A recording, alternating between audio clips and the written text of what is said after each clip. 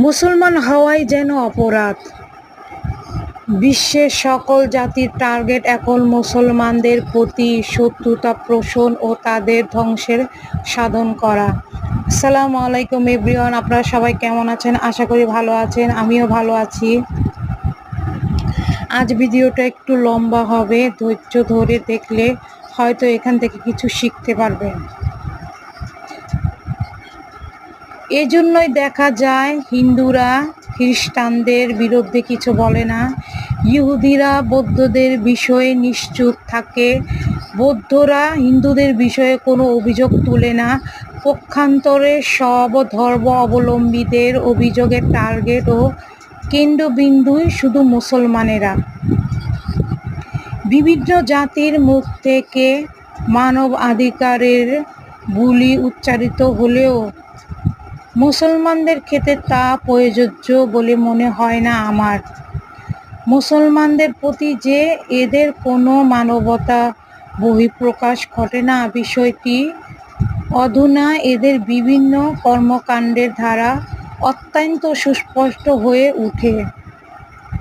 ফিলিস্তিনি, ইসরায়েল আগ্রাসন, আফগান ও সিরিয়ার নানা পন্থায় দমন পীড়ন, মায়ানমার মুসলমানের নিধন, কাশ্মীরের উপর জুলুম নির্যাতন, এসব তাদের নজরে পড়ে না, কারণ তারা হলো মুসলমান। এদের পরিচয়, এরা হলো মুসলমান।